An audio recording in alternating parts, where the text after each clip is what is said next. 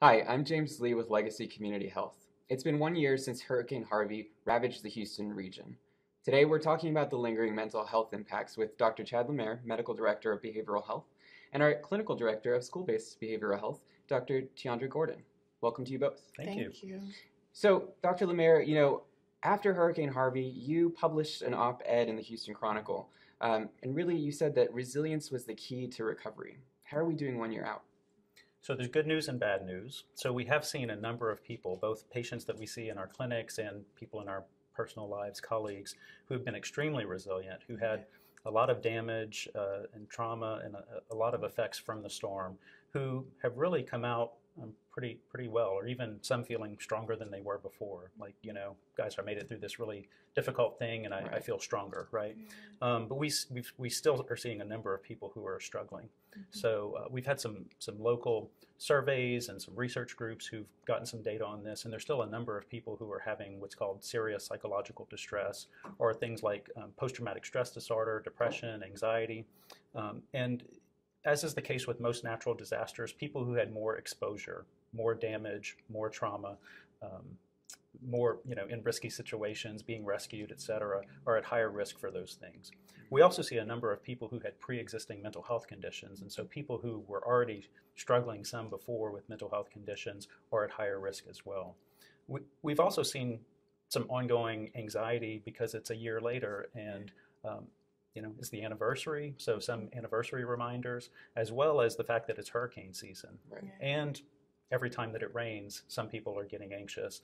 The July 4th rain, which flooded some parts of Houston, was especially a big trigger for people because seeing streets flooded made lots of people, adults and children, think, oh gosh, is it going to happen again? Absolutely. And so, that actually brings me to my next question. So, Dr. Gordon, can you tell us how you and your team handled the impacts of Harvey on mental health for students, and how are those kids doing now? Yeah, as Dr. Lemaire mentioned, resiliency, I think, is an important key. And I think our community response to Harvey really helped. It really helped the kids. It really helped the community, that we rose up together, and our hashtag was Houston Strong, so I think there was a community resilience that existed.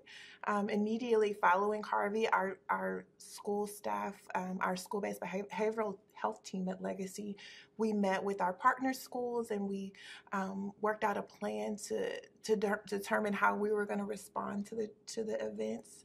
And what we did was we dispersed teams all across Houston at all the schools. We provided emotional support to staff, to students. We helped to give out supplies, just whatever it was, whatever it took to be that support during that difficult time. Absolutely. So my next question is to both of you.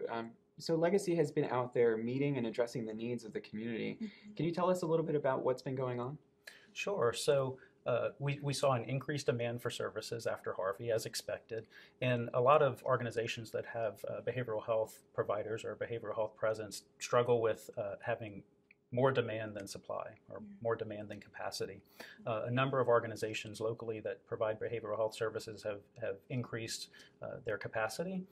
There have been some grants specifically related to Hurricane Harvey that have helped with that, for sure.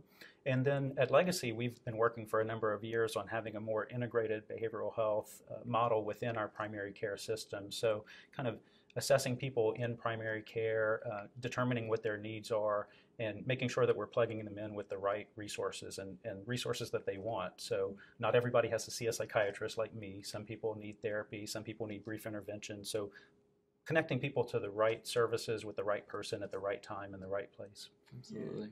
Yeah, and I would say that my team has just ongoing training regarding trauma, ongoing discussions, ongoing support, collaboration on how to meet the needs of the students throughout this school year. And that's our commitment, and that's what we've done and will continue to do. So, there might be someone out there who's still struggling with the effects of Hurricane Harvey today. Yeah. What might your final advice be to them if they're watching?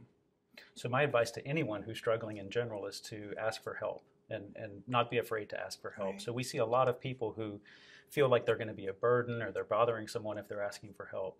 And I would say that if you're someone who's not struggling, who's doing relatively okay now, and you know someone that you think might be struggling, give them permission to ask for help, or ask them if they need anything, and hopefully you'll be able to be helpful to them.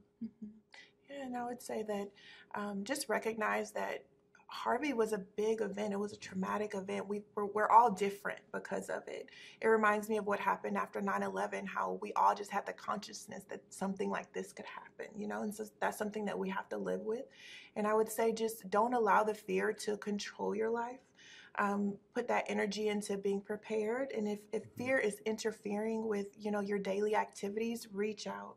Reach out to people that love you. Don't be afraid to reach out for professional help from a behavioral health professional to just increase those coping skills and increase the ability to be resilient in life and as difficult things continue to occur. Absolutely. Well, I want to thank you both for joining us today, and thank you for watching. Thank you.